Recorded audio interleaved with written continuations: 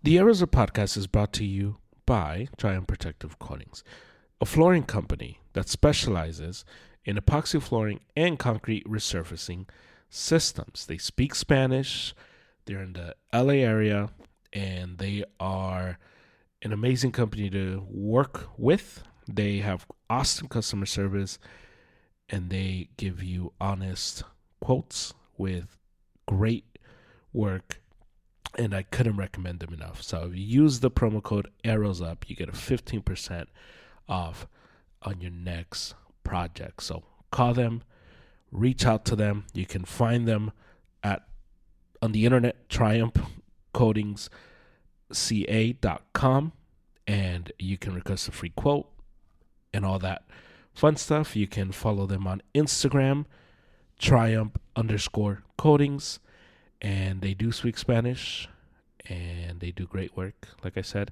So check them out. Promo code ArrowsUp, 15% off your next project. Welcome to Christmas week on the Arrows Up podcast. We have 3 podcasts this week because Christmas week, why not? My gift to you, content. And on this episode, we go through this past weekend in the NFL. There was a lot of games, but the same type of overview that I've seen all year. It's gets confirmed every week, and so we're gonna go through that, and then maybe some NBA, sprinkle some soccer, and it'll be a nice, good sports pod to start the week. And on Wednesday, which is Christmas Day, or if you're Hispanic, then it's just the lazy day. So there, I'll have some kind of Christian worldview on Christmas for that one. So that should be fun. And then Friday we'll see. Maybe I can get David to get on. But it was a Christmas week is always interesting because it kind of everything is leading up to these next 2 days, Christmas Eve and Christmas Day, and everything leading up to it. It's you're shopping, if you're driving around, and you're at the you're seeing the mall. You're like, oh my god, like this is insane. And Christmas is always a good reminder that Amazon is cool and online shopping is cool and whatever, but when you need shopping done, it's like the in-store experience is still king. And there's all this conversation about all these stores that are going to be closing in 2025. Macy's will be closing some stores, and I think Sears just closed one of their last stores or something like that. I don't think in-person shopping will ever go away. I just think it's something that people like. I think it's very convenient, especially when you need it now, as opposed to if you if you can wait a few days. And especially with Amazon Prime not upholding their end of the bargain in terms of 2-day shipping all the time, where now Amazon Prime is like, well, you'll get it within 5 days, maybe 3 days. And so even the Amazon Prime is not what it used to be in terms of the promise.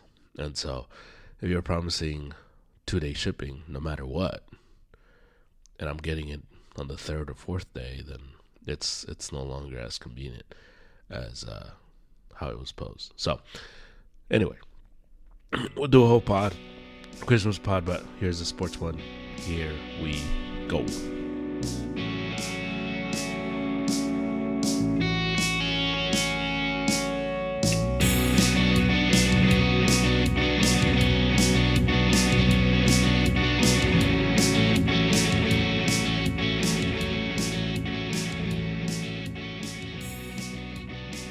Arizona Podcast on this Monday morning.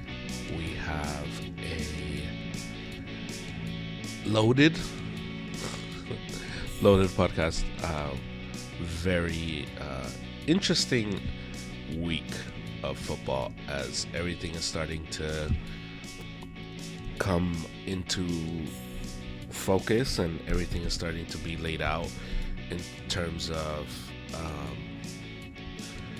in terms of where we're going to end up in the NFL season and standings and playoff seedings and all that. It's getting sorted out, and it's one of those things that as we continue to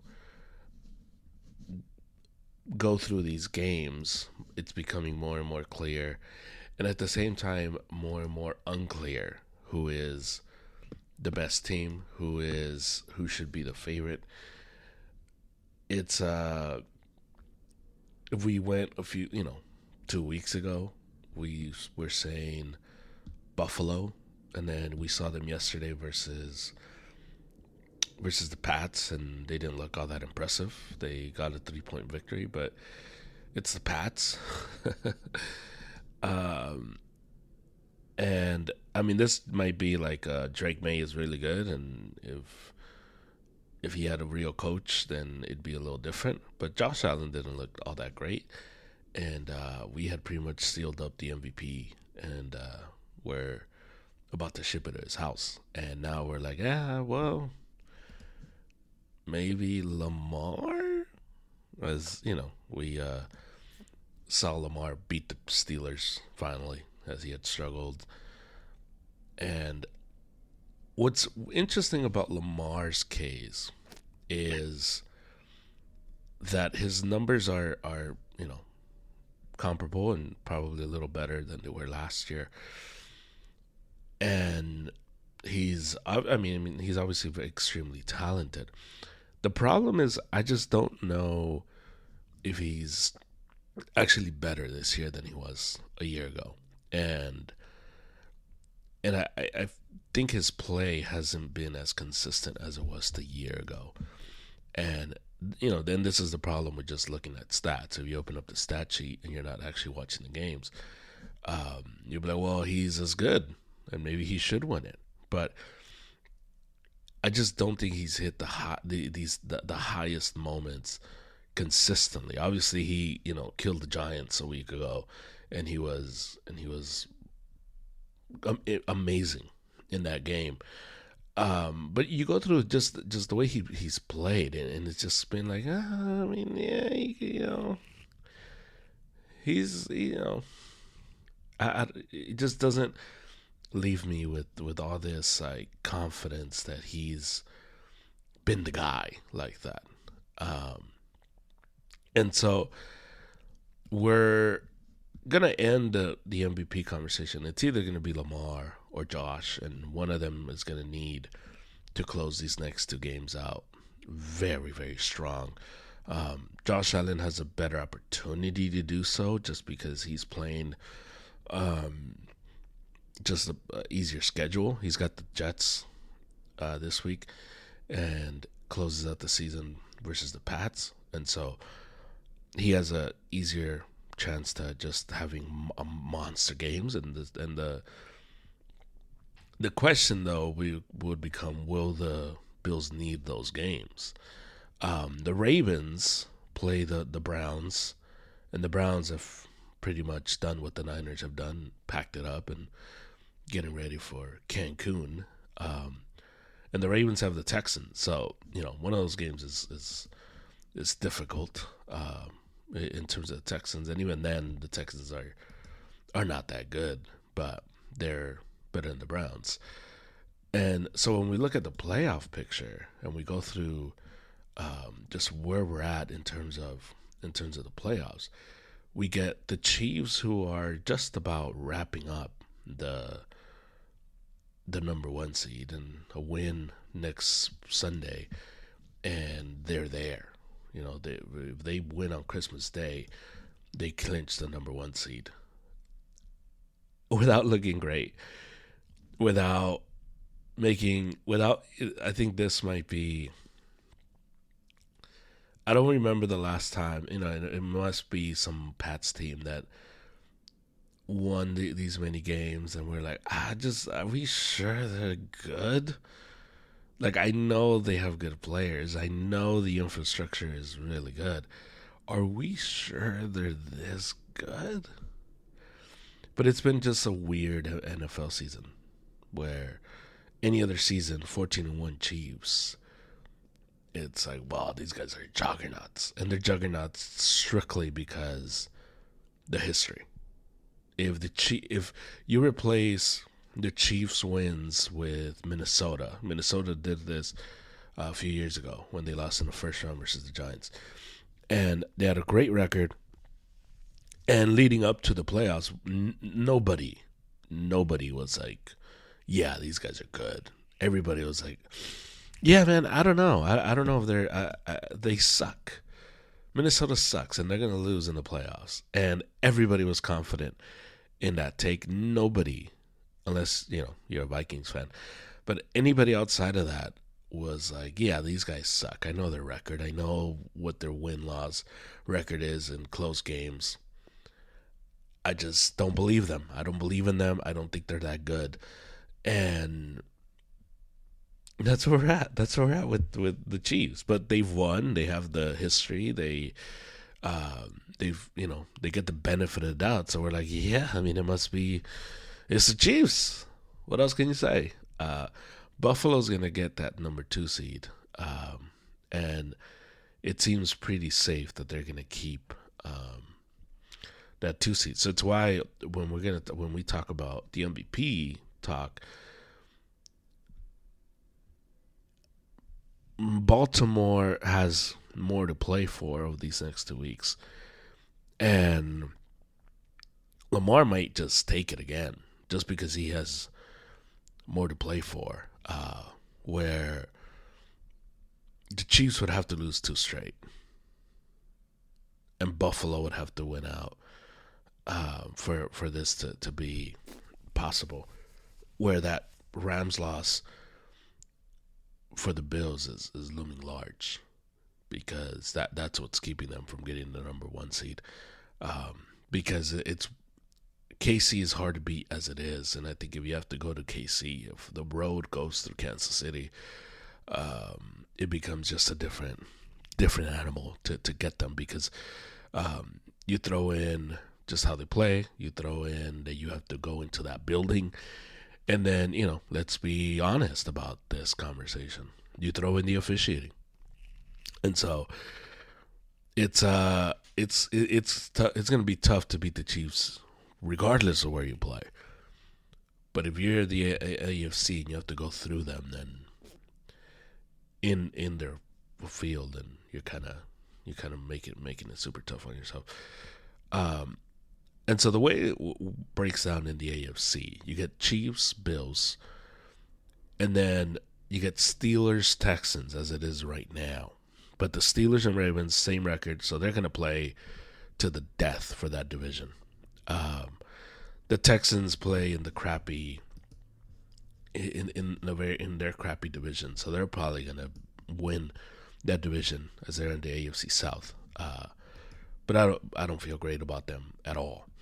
Then you get the Chargers, Broncos, and that kind of puts the end on where we're at with the playoffs.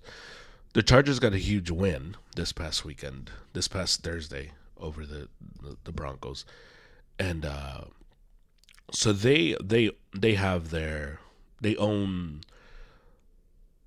owners of their own destiny. They go to the Pats Sunday, and they end the season at the Raiders. And they have a great opportunity to make the playoffs. Win those 2 games and you're in. And you don't need to rely on anybody. The Broncos are 9-6, and they too are owners of their own destiny. They have at Bengals, which is all of a sudden the game of December, just because Bengals really need that game, and they're chasing the Broncos, and this is a great opportunity to to get there and make things super interesting heading into last week. And the Broncos have the opportunity to knock off the Bengals and eliminate them and kill them now. And so that's going to be very interesting from that standpoint. And so, honestly, that should be the Sunday night game, Broncos-Bengals, because it's going to be such a fun game to see throughout the day how that one turns out. Because then you get the Colts 7-8, Dolphins 7-8. The Dolphins are still alive. Dolphins need a lot of help. The Colts need a lot of help, and the Bengals need a lot of help. All three of these teams need the Chargers and the Broncos to pretty much fall apart. I don't think the Chargers are falling apart. I don't think that's what's going to happen. I think the Chargers are going to make the playoffs, and so it's all on the Broncos. So it's why the game versus Broncos Bengals becomes a giant game, because now there is that opportunity to get in. Now the Broncos would still have to lose the final game of the season.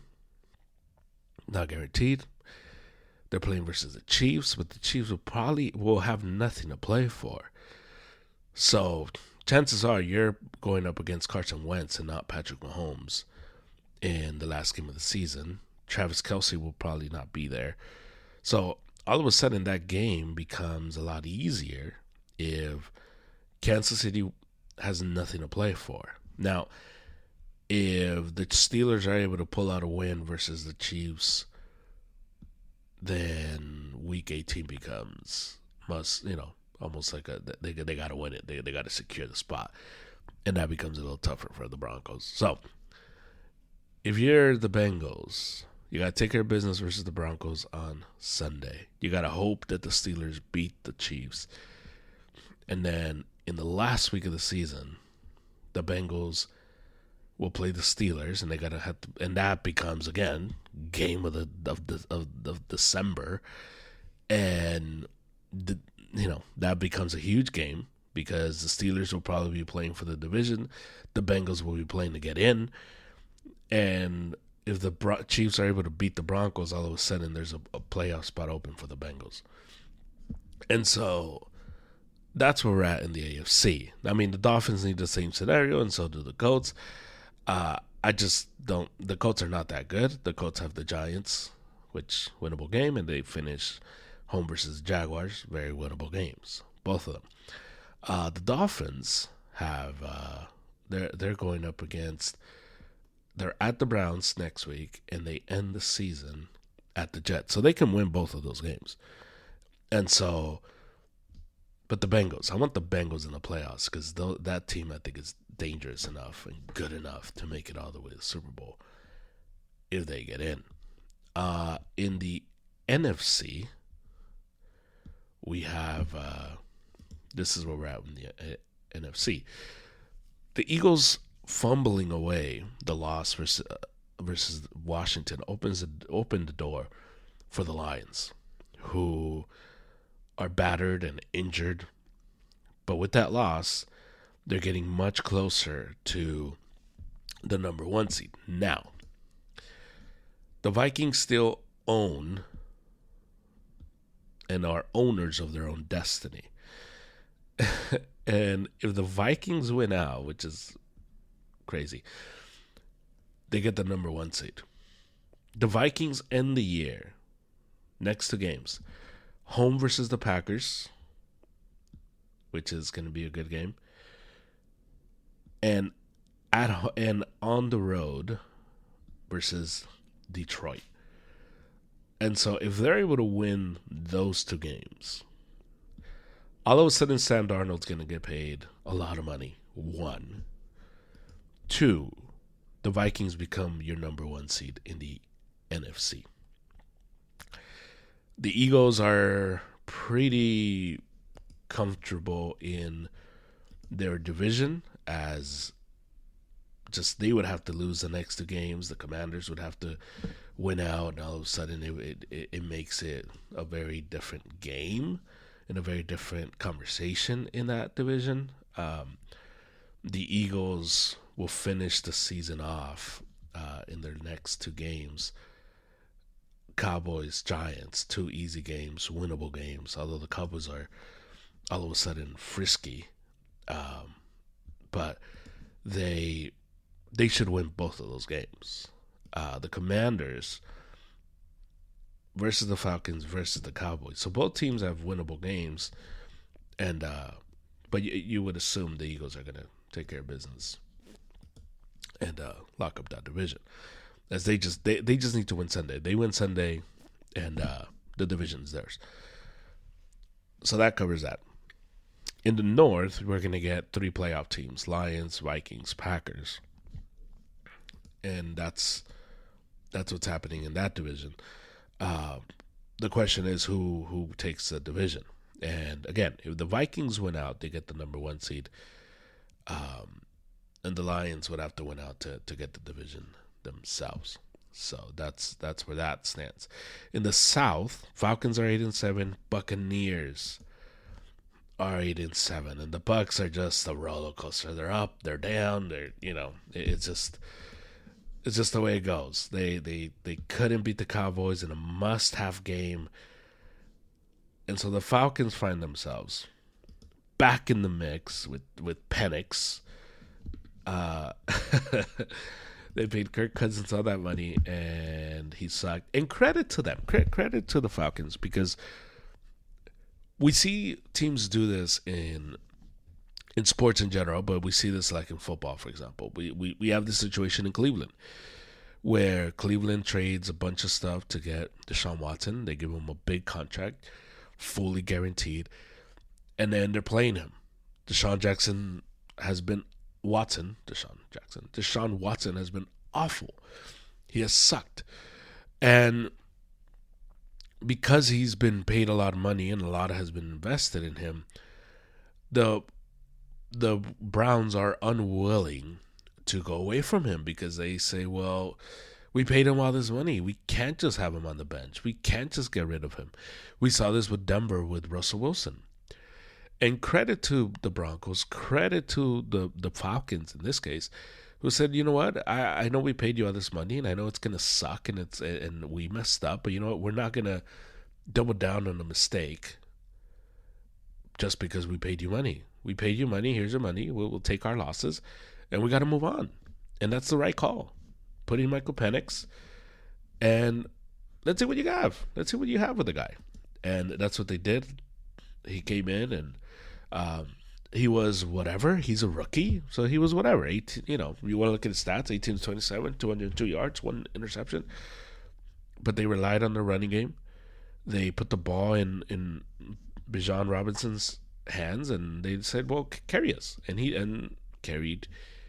He did. So the Falcons find themselves 8-7. The Bucs find themselves 8-7. The Falcons beat the Bucs twice this year. Twice. And that's the one thing, if you're the Falcons and you're a Falcons fan, you owe Kirk Cousins. He's if they make the playoffs, they win the division, he's worth the money just for that. Kirk Cousins. You want to know his numbers in those 2 games he played versus the Falcons, versus the Bucs?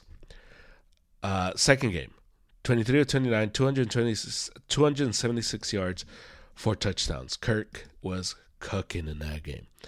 The first meeting, these numbers are insane.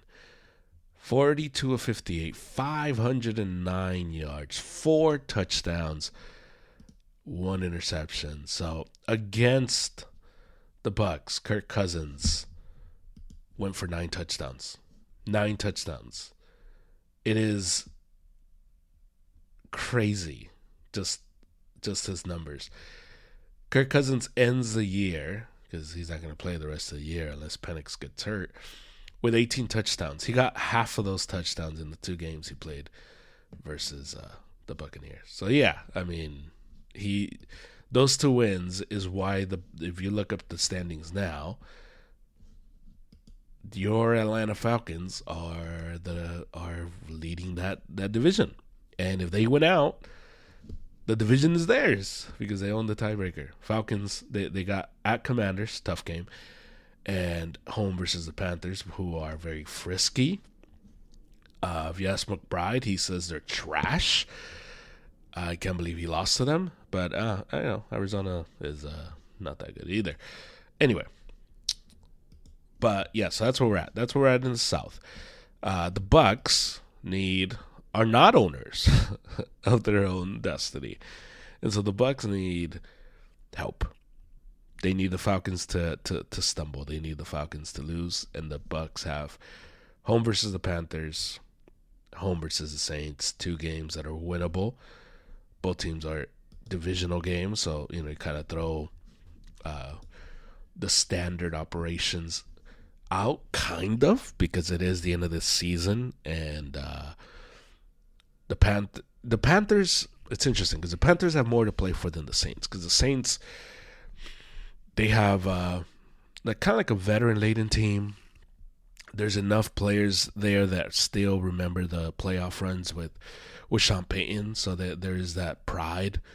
Where the Panthers are just doing this strictly for vibes.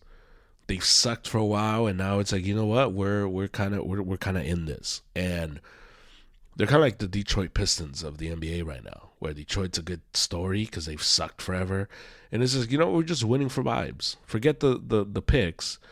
We just got to win. We just want to feel good about ourselves, and that's where the Panthers are at this moment. So Falcons Bucks is going to come down to the owners of the winner gets to be the mediocre playoff team that gets in. So yeah. In the West, let's go to the West. You get the Rams 9-6, and the Rams are just in the driver's seat. Who could have thunk it? But here they are.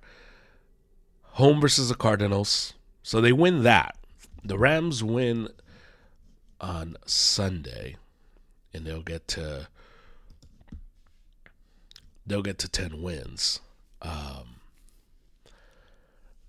They need the Seahawks to lose to clinch the division, but they're at their driver's seat, and they get the Seahawks last game of the season.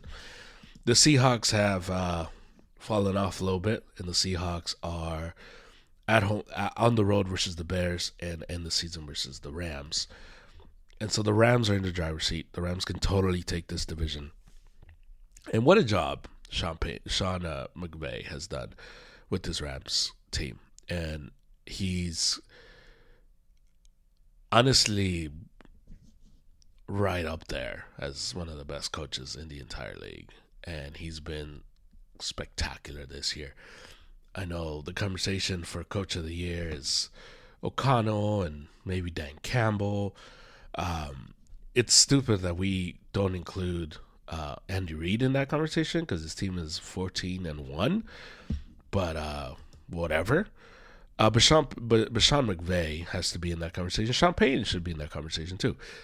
Just a well-coached team the Rams have been all season, and it's been very interesting to see the ebbs and flows for the Rams, because they were a team that started off not that great, and you kind of want to do like a revisionist history because of just everything that happened, everything that went on in the season, where the Rams start on the road versus the Lions. They get lit up by the Cardinals.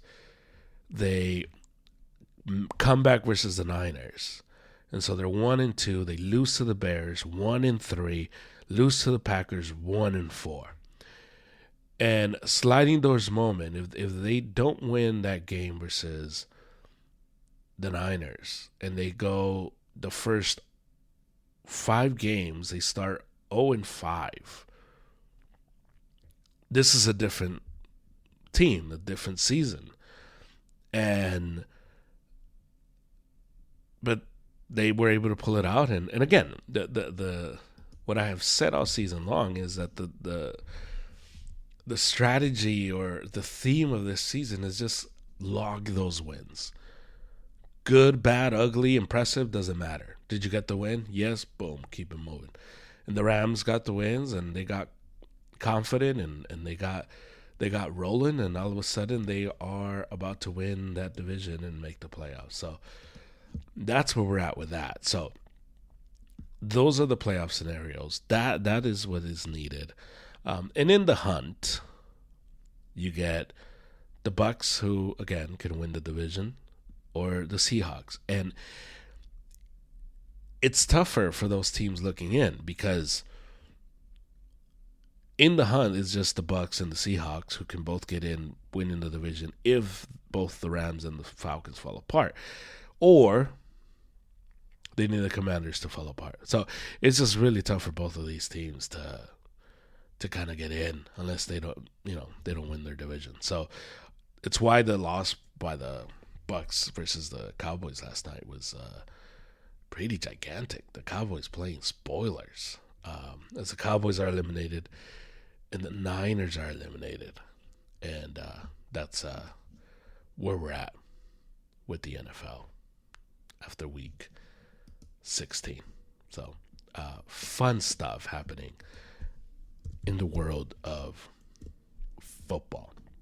Let's get to some basketball rather quickly. Just a brief overview. The Cavs are for real, and I've been monitoring this situation all season long because you kind of just were like, is this just like a good run? And you see this team play, and you just get the sense that they are just way better this season, and they're better coached. They have a team that has a plan in terms of just everything that they're doing. They are one of the best teams offensively in terms of like whatever metric you want to use. They are one of the best teams. They are one of the best teams defensively. They are playing at such a high level in terms of their style of play, in terms of how they're scoring, how they're playing defense. They are second in offense. They're ninth in points per game, and they're just moving the ball. They're playing high energy defense, and in today's NBA, it's not so much the suffocating defense; it's the active defense. And that's what the Cavaliers have. They're a very active defensive team, as the Celtics are.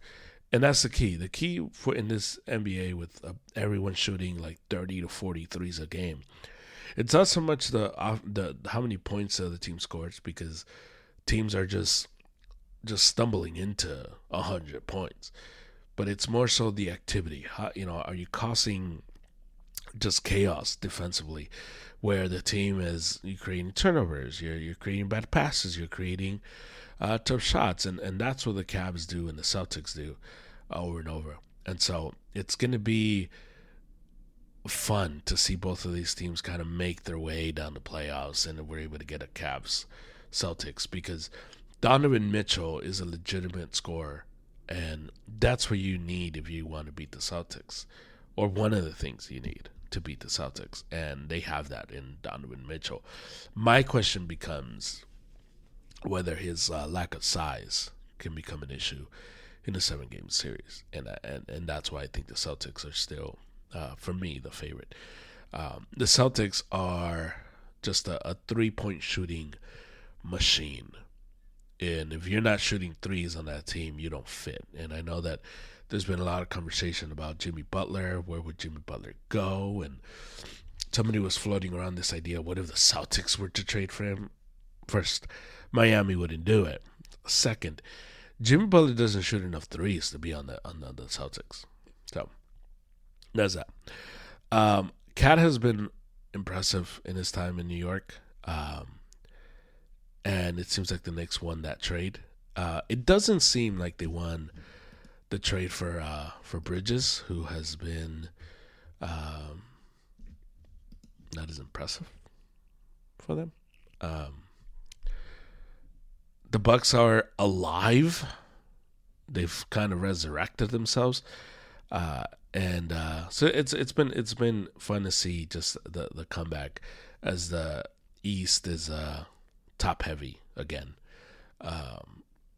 because and the East just low key have a very fun division, fun conference. Cavs, Celtics, Knicks, Magic when they get their guys back, the Bucks. Those six teams are a lot of fun. And then you get like good stories. Pistons, it's a good story. The Nets, who have apparently found the next really good coach. And the Nets are too well coached to suck. And they're gonna probably be making trades to tank over the next few weeks because their coach is phenomenal. The sets that they're running, the positioning of every player, it's just a well coached team. The Sixers are not good because of the injuries and lack of consistency and all the other madness that's going on in their locker room, but they're in the East, so they'll probably get into the playing game as they're 9-17, 12th place as we stand today. And the Hawks. The Hawks are a fun young team that, with seasoning, experience, they could be like the Rockets of the West. In the West, you get the Thunder, who are really good, but I have questions about the Thunder. Like, I know they're good. I know to me, they're like the Ravens. If they're up and they're winning by a lot and they're like running and scoring and it's fun, the vibes are great, everybody likes each other, high-fiving, let's do a 10%, post-game interview, like they do that whole thing. But when they're losing, and you saw this in the in-season tournament, championship game, where the Bucks just bullied them and the Bucks just took it to them, and they weren't that good, and they kind of just the lights were too bright for the Thunder, and so I wonder if this is just part of the learning that they're gonna have to go through, that they're going to need to get used to the bright lights. But it was not a good look for these guys that everybody's ready to crown them as the finals representative of the West. So, I don't know. The Grizzlies have been playing really good basketball, 8-2 in their last 10. And Ja Morant is back. Ja Morant is spectacular, and he is the last superstar in the NBA with that's actually interesting. Everybody else is super corny and super boring and super calculated. And Ja Morant, shout out to him, as he's the only one that's himself, for better or for worse. he's the last one that's himself. The Rockets are probably the Thunder of last year. Really good coach, fun team. They have a lot of pieces, so they're the team that has enough players where they can do like a 2-for-1, 3-for-1 type of deal. They'd be an interesting Jimmy Butler team, and to get Jimmy Butler on that team, a veteran who can take the last shots and kind of slow everything down for them in playoff basketball. So that should be an interesting one to see if they're able to make a move for a top-tier veteran, because their end game possessions are atrocious with Fred VanVleet. Fred VanVleet, I want him to take shots in the first, second, and third quarter, and even the fourth. I just don't want him to be deciding the game for me when the game's on the line in the fourth quarter, and that's where the Rockets find themselves. The Mavericks are getting the groove and finding their chemistry. I wouldn't be surprised if the Mavericks make the finals again, because this team is well constructed again, and they just play really well. And I know in the playoffs they won't be afraid of anybody. and they won't be afraid to go into anywhere. They got Luka, who's a killer. Kyrie, who's really good. Clay, who's fitting in perfectly there. And so they're playing phenomenal. You get the Nuggets, who have Jokic, who's playing.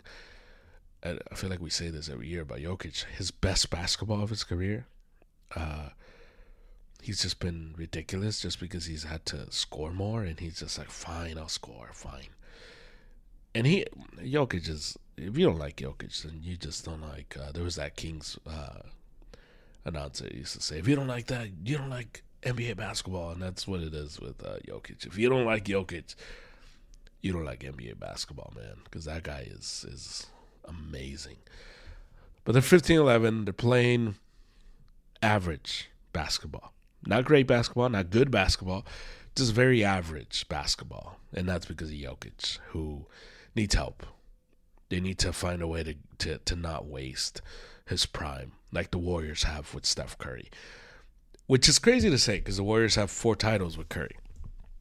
But they have wasted several of those runs, and it seems like it's going to be a little too late, as the Warriors are not that good. They should have traded Pods in the offseason, as Pods has proven to be not that great. And now they're stuck with him. They traded for Schroeder and Melton, and I get the deal, but then I don't get the deal, because you would think you would want to just go for a big fish, because, again, you don't want to. Why would you want to waste another Steph Curry season? You don't have many of these left. Feel good stories. Clippers 16-13. We were throwing dirt on them before the season, and I forgot that they have a really good coach. And I think I let my dislike of James Harden get in the way of the fact that this team still has pretty good pieces around and a really good coach, and that sometimes is enough to get you into the playoffs. The Timberwolves have been very, very mediocre. It's sad to see Randall with Ant, because Ant is so much fun, and Randall's just not a good fit there, because Randall is a selfish player, for lack of a better word, and so it's just sad to see him there. And the West is just gonna need time to shake out, and then, you kind of just need to lock these wins, very NFL like, to just put yourself in a position where you're not having to go on a crazy run down the stretch. So that's where we're at with the NBA and NBA basketball. So I'll end it with some boxing. We had Usyk fighting versus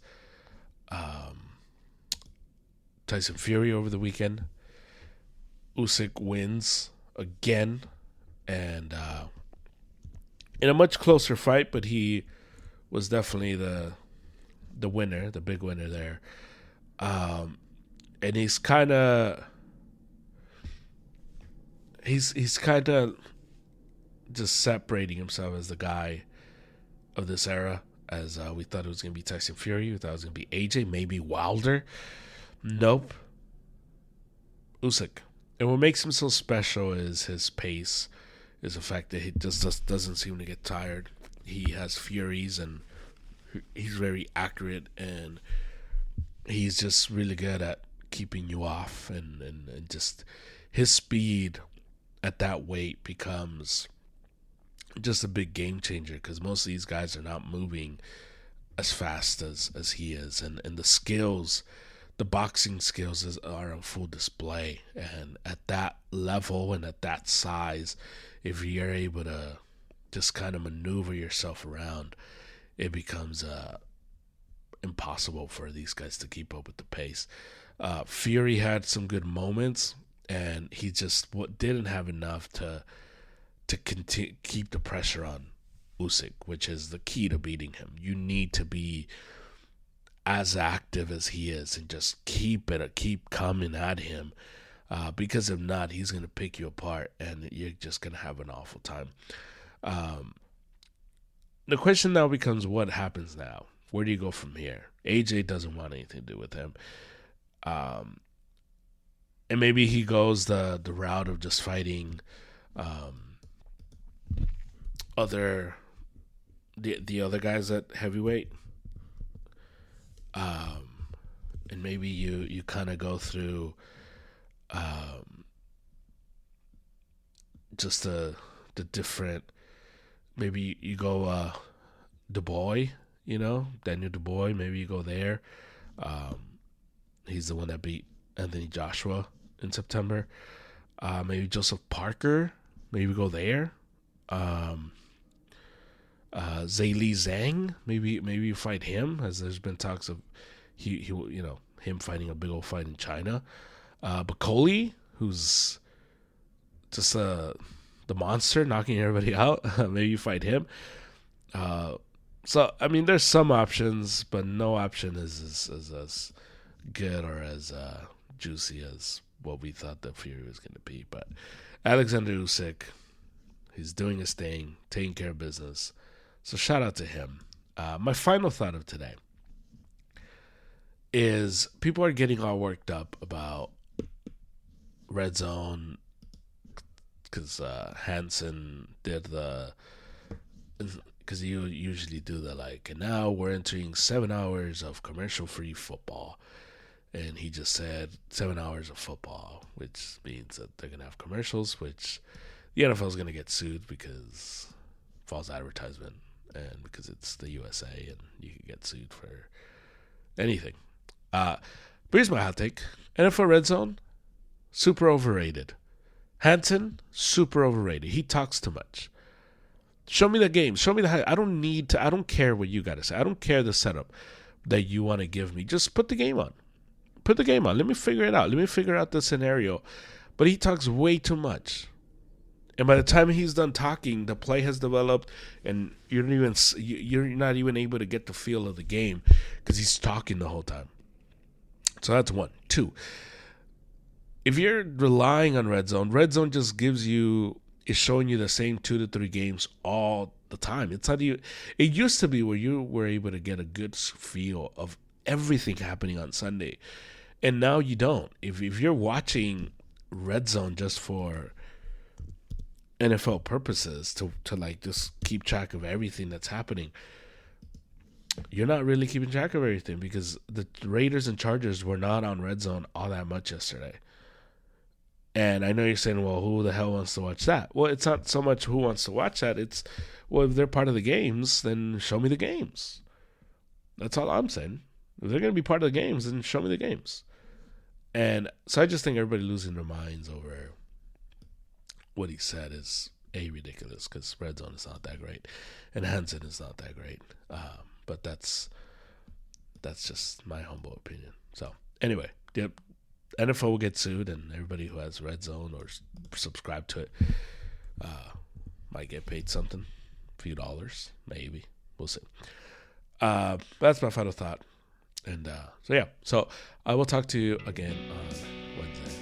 So enjoy your weekend, get your shopping done, and talk to you later. That's the pod. Thank you to Angel. Thank you to Triumph. I will talk to you again on Wednesday, Christmas Day. So I'll talk to you again then. Hope you have a good weekend. You can listen to this pod anywhere you get your pod. So please rate, review, and subscribe. You can follow us on Instagram, the Arrows Up, at Arrows Up. You can follow us on YouTube, the Arrows Up YouTube channel, and check us out anywhere you get pods. So that's the pod. I'll talk to you later. Let's do the rundown. Hala Madrid, 4-2. Mbappe's here. Mbappe has woken up. Mbappe is really good at soccer. News flash, breaking news. Tell the world he's really good. So that's that. Glory, Man United. It's going to get rough. It's going to get rougher. Rashford will probably not be on the team. Everybody's going to want to be upset with Amorim. be patient. Let's trust the process. If we were willing to trust the process with Ten Hag, let's be willing to trust the process with Amorim. Let's give him time. Let's give him time, because what he's fixing is not just the on the field stuff. And I know that's what everybody wants to talk about, because that's what the games are on. So what else are you going to judge? But the problem at Manchester United is bigger than just what's going on the pitch. It goes all the way from the locker room all the way to the top. And Amorim is having to fix a cultural problem, and that takes time. So trust the process. Glory, glory, Man United. The Lakers they beat the Kings. At one point, Davis was 0-10 versus Sabonis. He's won the last 3. Maybe the Lakers should rest LeBron more. Maybe. He's 40. He looks fresher when he doesn't play as often. Maybe he should be like once a week. Bron, play for us once a week. Might not be a terrible idea. So it'll go Lakers. And this Red Sox got Walker Buehler. 1 year, $21 million. Like it. Go Sox. And the 49ers lose again. Offensive line is awful. We need to address that. Debo looked like Debo again, so that was nice to see. But the O-line sucks. Our run defense is terrible, but I think that's fixed with a better offense. Better offensive line fixes your run defense, just because complementary football, if your team is up, the other team has to pass more, and therefore the team can't run as much. It's kind of complementary football that the Niners haven't really played all season long. But season's over. These next two games are just for show. The Detroit Lions are probably going to try to put like 50 on us. We'll see. Sad times to be a Niner fan, but we'll be back. It's going to be okay. So anyway, very sad. Bang, bang. Niner gang. The Arizona Podcast is brought to you by Triumph Protective Coatings, a flooring company that specializes in epoxy flooring and concrete resurfacing systems. They speak Spanish. They're in the LA area, and they are an amazing company to work with. They have awesome customer service, and they give you honest quotes with great work, and I couldn't recommend them enough. So if you use the promo code ARROWSUP, you get a 15% off on your next project. So call them, reach out to them. You can find them on the internet, triumphcoatingsca.com, and you can request a free quote and all that fun stuff. You can follow them on Instagram, triumph_coatings, and they do speak Spanish, and they do great work, like I said. So check them out. Promo code ARROWSUP, 15% off your next project.